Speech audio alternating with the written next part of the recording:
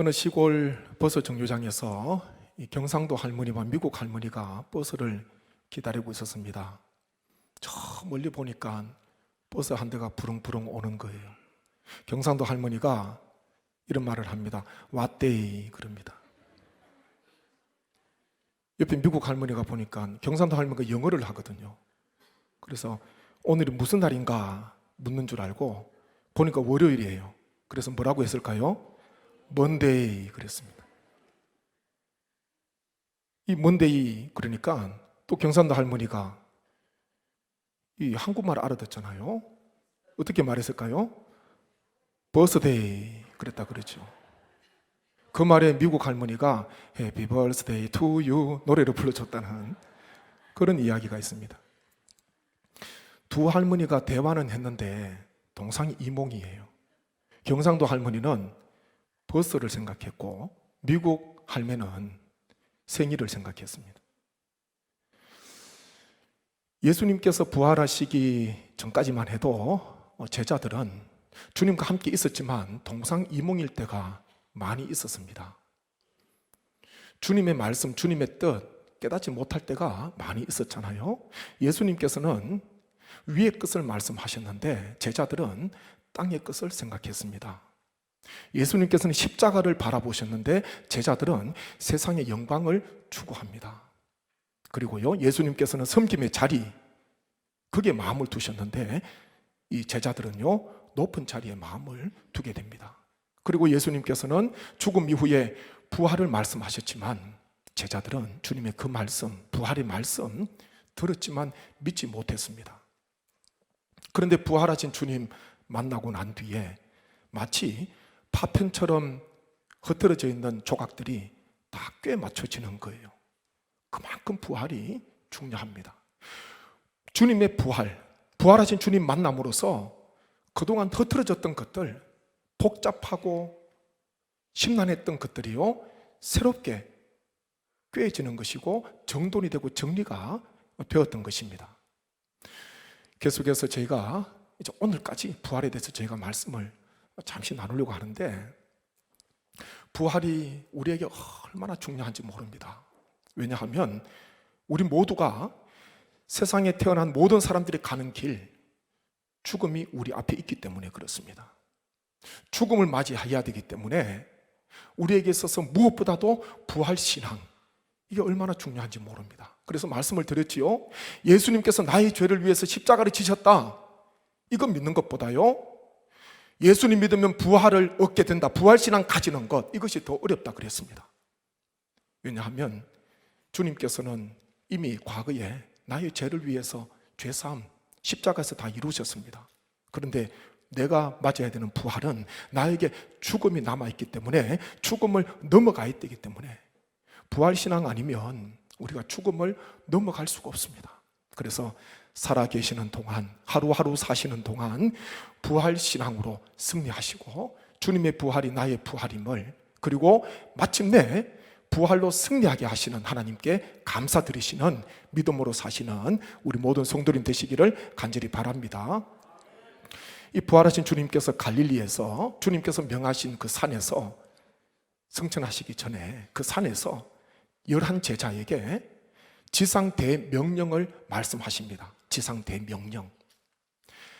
주님께서 부활하신 후에 40일 동안 하나님의 일을 이 땅에서 말씀하신 뒤에 승천하시기 전에 11 제자에게 지상대명령, 얼마나 중요한지 모릅니다.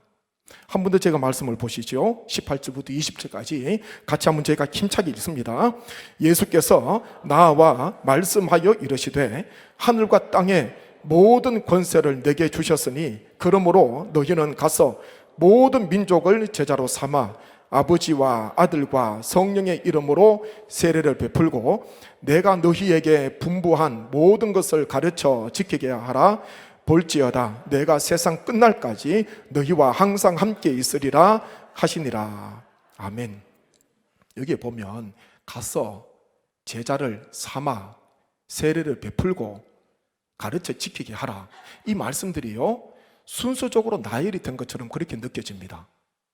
그런데 이 헬라어 원문에 보게 되면, 성경 원문에 보게 되면 여기에서 가장 먼저 주목해야 되는 한 가지 말씀이 있습니다. 그게 뭐냐 하면요, 제자로 삼아라는 말씀입니다. 제자로 삼아. 이 영어로 보면 메이크라 그러거든요. 제자를 만들어라, 그렇게 말씀합니다. 제자를 만들어라. 혹자는, 이 신학자 한 명은요, 이것을 이렇게 해석했습니다. 베드로야, 너와 꼭 닮은 제자를 만들어. 한 신학자는 이렇게 이야기를 하게 됐습니다. 제자들에게 너와 꼭 닮은 제자 만들어라. 제자를 만드는데요, 대상이 어디냐 하면 모든 민족이다. 우리 주님께서 얼마나 크게 말씀하시는지 모릅니다. 동네가 아니라 모든 민족을 제자로 삼아 제자를 만들어라, 그렇게 말씀하면서 제자를 만들기 위한 몇 가지 말씀, 가라, 그 다음에요, 세례를 베풀어라, 가르쳐 지키게 하라, 그렇게 말씀하신 것입니다. 지상 대명령은 제자로 삼는 거예요. 제자들이 제자를 만드는 것, 그것이 바로 주님께서 승천하시기 전에 제자들에게 주신 명령입니다. 지상 대위인 명령이었다는 것입니다. 예수님께서 3년간 12제자 데리고요, 주님께서 훈련을 시키셨는데, 주님께서는 12제자를 통하여서 큰 비전을 가지고 계셨습니다. 큰 비전. 12제자를 통하여서 세계 복음화, 모든 민족으로 제자를 삼는 그와 같은 비전을 주님께서 가지고 계셨습니다. 그래서 오늘 설교 제목을 제자들을 향한 예수님의 비전, 그렇게 정해봤습니다. 예수님께서는요, 처음부터 12제자를 부르시고 이들을 훈련시키셔서 세계 민족으로 다시 제자로 삼도록 하는 그 일을 위해서 12제자를 부르신 것입니다. 복음서를 읽어보게 되면 예수님께서 설교를 하셨는데, 설교는 많은 무리, 많은 사람들 앞에서 설교를 하셨습니다. 갈릴리 호숫가에서, 또 산 위에서 많은 무리들 앞에서는 설교를 하셨어요. 12제자에게는 설교 이후에 가르치셨습니다. 말씀을 따로 가르치셨어요. 그리고 수가성 여인과 같은 아픔이 있고 여러 가지 고통이 있는 사람들 주님께서 만나주시고 그들과 상담을 하셨습니다. 주님께서는 대상에 따라서 다르게 하셨다는 것이죠. 12명만 보게 되면 얼마나 연약합니까? 다다익선이라고, 기왕이면 12명보다는 120명, 1200명 제자 삼으면 더 빨리 세계 복음화 시킬 것 아닙니까? 더 좋을 것 같은데, 경제적 효율성으로 본다면 그게 더 훨씬 좋을 것 같습니다. 그런데 예수님께서는 12명 가장 가까운 제자로 부르시고 그 다음에는 13번째, 14번째 그렇게 부르지 않으셨다는 것입니다. 물론 70인 제자라는 전도를 위해서 70명을 파송하신 경우도 있습니다. 그렇지만 가장 가까이에서 훈련을 받았던 제자들은요 12명이었다는 것입니다. 가끔 숫자가 적게 모이는 교회에 가서 설교를 할 때면 제가 그런 말씀을 전합니다. 여기 모여 계신 분이 비록 몇 분이 안 된다 하더라도 주님께서는 한 분 한 분을 향한 비전이 있고 한 분 한 분을 향한 주님의 뜻하신 바가 있다는 것을 연세가 아무리 높으셔도, 그리고 수가 얼마 안 된다 하더라도 그거 꼭 기억하십시오. 주님께서는 나를 향한, 우리 교회를 향한 주님의 뜻이 있고 주님의 비전이 있다는 것, 그거 꼭 기억하십시오. 제가 헌신예배 가서 제가 이따금씩 그런 말씀을 드립니다. 주님께서는 세계 모든 민족을 바라보셨어요. 모든 민족을 바라보셨습니다. 12명만 본 것이 아니라 12명을 통하여서 다시 12명과 같은 제자들이 만들어지고 삼게 되는 것, 그것을 주님께서 보시고 훈련시키셨다는 것입니다.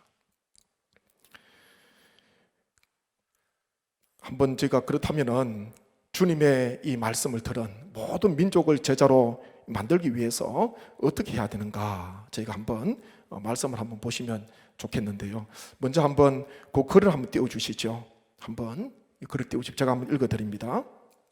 예수님은 세상에 계시는 동안 일기장 한 줄 남기지 않았고 기념 돌비 하나 세우지 않으셨다. 주님이 남긴 유일한 유산은 당신에게서 배운 평범한 제자들 몇 사람 뿐이었다. 그만큼 그분에게는 소수의 제자를 만드는 작업이 전생애를 걸고 투자할 만한 가치가 있었다. 혹자가 이런 말을 했습니다. 참 얼마나 힘이 됩니까? 여기 보면 주님이 남긴 유산은, 유일한 유산은 당신에게서 배운 평범한 제자들 몇 사람뿐이었다. 몇 사람뿐이었다. 언젠가 이 장례식 예배를 드리면서 제가 유족들에게 그런 말씀을 드린 적이 있습니다. 어버이께서 남겨놓으신 최고의 유산은 여기 계신 유족 한 분 한 분입니다. 제가 그런 말씀을 드렸습니다. 어버이께서 나에게 무엇을 남겨줬나? 어버이와 나 사이에 있는 것이 아니라 어버이께서 남겨놓으신 최고의 유산은 바로 나라는 것. 그것을 후손된 분들은요 늘 기억하셔야 됩니다. 어버이가 가난하시고 어버이가 연약하셔서 나에게 큰 것 유산으로 남겨주지 못했다 하더라도 나라는 이 생명, 나라는 이 인생을 우리 어버이께서 남겨두셨잖아요. 그러면 마음속에 감사가 일어나요. 어버이가 아무리 연약하더라도. 우리 주님께서는요 제자들을, 몇 명 되지 않는 제자들을 이 땅에 남겨두시고 승천하셨습니다. 그 제자들은요 주님의 유일한 유산이에요. 주님의 유산으로 남겨주셨습니다. 그 12명, 11명을 통하여서 주님께서는 놀라운 계획을 주님께서 세우신 것입니다. 우리 한 분 한 분을 통하여서 예수 그리스도의 비전이 성취되고 또한 복음화 가운데 크게 쓰임 받으시는 오늘 예배 드리시는 우리 모든 성도님 되시기를 간절히 바랍니다. 제자를 만들면 어떻게 해야 되는가? 먼저 보면요 제자를 만들기 위해서는 가야 됩니다. 19절 앞에 한번 보시죠. 그러므로 너희는 가서, 그렇게 말씀하셨습니다.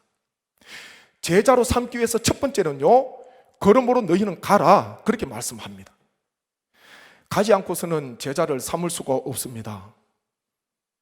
전도를 위해서 기도는 하는데 삶 속에서 전도가 없다면 그건 기도와 삶이 다른 거잖아요. 고린도전서 3장 6절 말씀 보십시오. 같이 한번 읽도록 하겠습니다. 나는 심었고 아볼로는 물을 주었으되 오직 하나님께서 자라나게 하신다니. 아멘. 하나님께서 자라나게 하시는데 심고 물을 줘야 된다는 거예요. 내가 심고 물을 줘야 됩니다. 그 일 가운데 하나님께서 자라나게 하시는 거예요. 자라나게 하시는 하나님만 보고 나는 아무것도 심지 않고 아무런 수고하지 않으면 자라나게 하시는 하나님 그 은혜 경험할 수가 없고 체험할 수가 없습니다. 고린도 교회 바울이 심었잖아요. 개척을 했어요. 복음의 씨를 뿌렸습니다. 아볼로가 또 사역을 했습니다. 하나님께서 자라나게 하셨는데 바울과 아볼로의 이 수고, 이 헌신을 하나님께서 보시고요 자라나게 하신 거예요.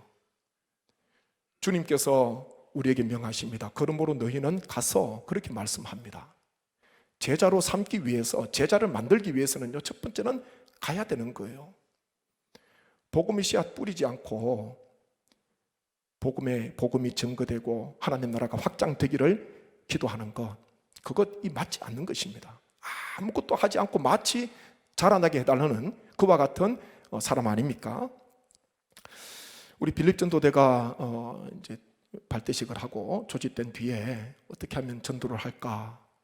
제가 그동안 여러 전도를 했습니다. 한 1년 정도는 물론 방학이 있었지만은 풍기지역 수천 세대 큰 지도를 걸어두고 표시하면서요 축호 전도 방문을 했잖아요. 계시면 인사하고, 그리고 계시지 않으면 전도용품, 물품 걸어두고 그렇게 다녔습니다.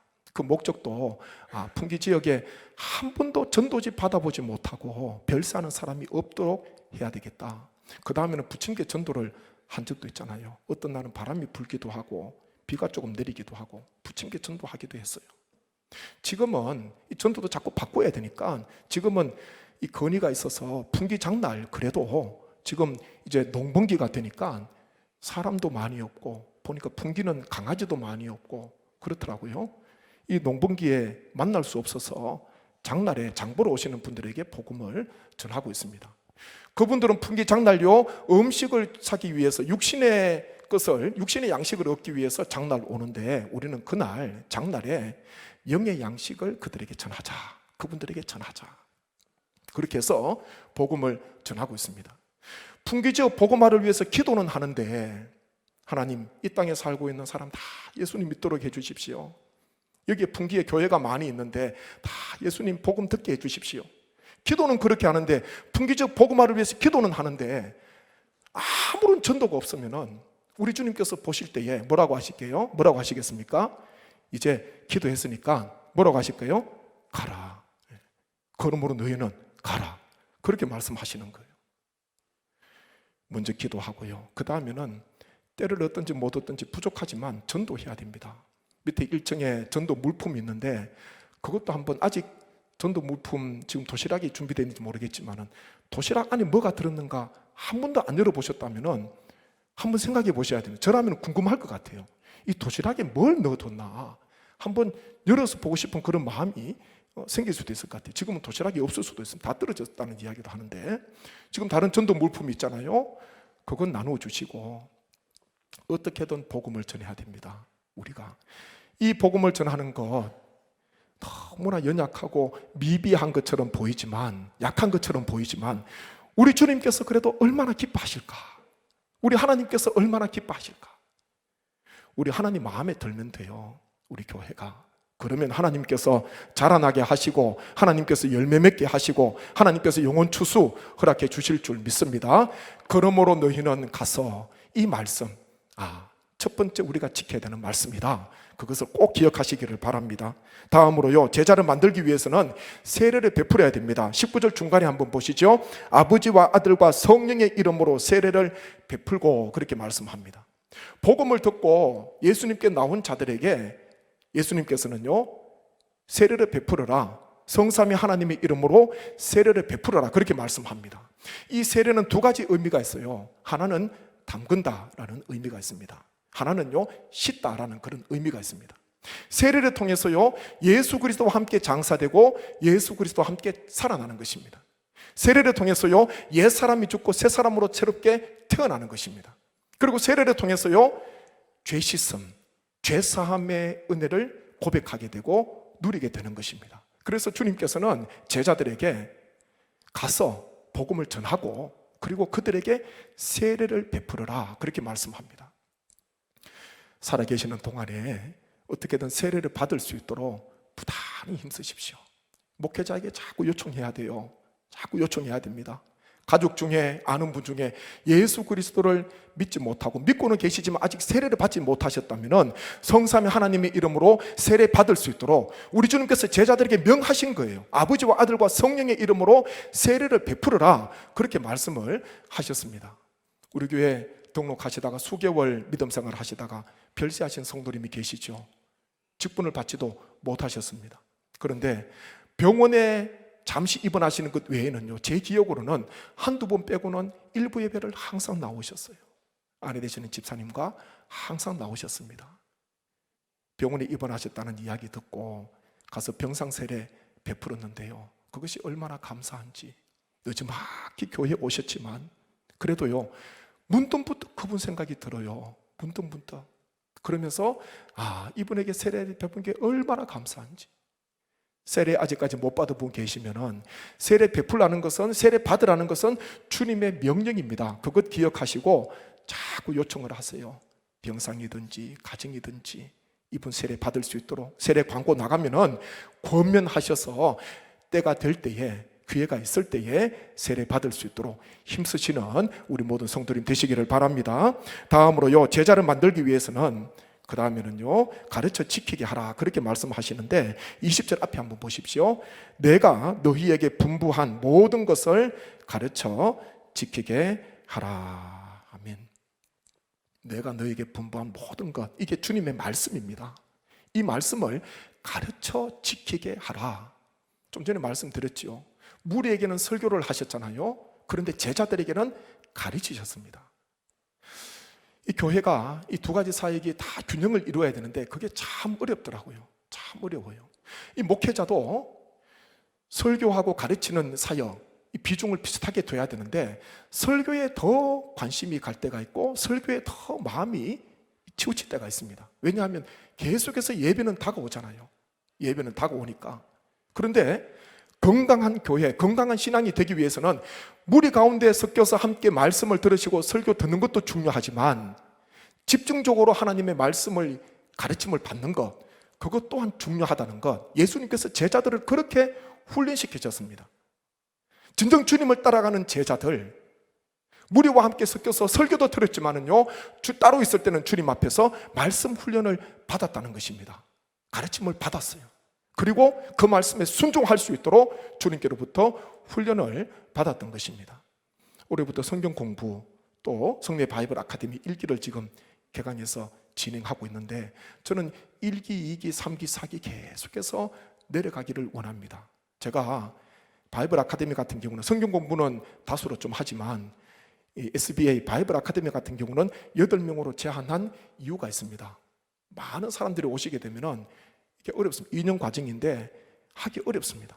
그래서 어떻게든 소수, 예수님께서 12제자 데리고 가르치신 사역, 훈련하셨던 것처럼 소수분들을 함께 하면서 말씀을 함께 나누고 주님의 말씀을 함께 기억하고 또한 훈련받는 그런 시간을 통하여서 신앙이 다시 한번 더 새롭게 세워지는, 지금은 비록 저를 제외하고 7분이지만 저는 7명으로 보지 않습니다. 예수님께서 12명을 통해서 세계 민족 복음화를 주님께서 바라보셨던 것처럼 이 한 분 한 분이 변화되고 새롭게 회복이 되면 얼마나 새로운 역사들이 일어날 수 있을까. 내년에요, SBA 2기 개강할 때에 지원하십시오. 그래서 지금 목요일 밤에 하고 있는데요, 오셔서 함께 동참하시면 다시 신앙이 정돈이 되고요, 말씀 가운데 신앙이 체계적으로 세워져야 됩니다. 함께 설교 듣는 것도 중요하지만 말씀을 집중적으로 연구함으로써, 배움으로써요, 내 신앙이 기초부터 새롭게 세워져야 돼요. 그 2년 과정 가운데 함께 해주시기를 바랍니다. 주님께서 제자들에게 가서 제자를 삼으라 말씀하시면서 세례 베풀고 가르쳐 지키게 하라 이 말씀하신 뒤에 마지막 부분에 보면은 제자들에게 이렇게 위로의 말씀을 전하고 계시는데, 한번 20절 중간에 보십시오. 같이 말씀 읽습니다.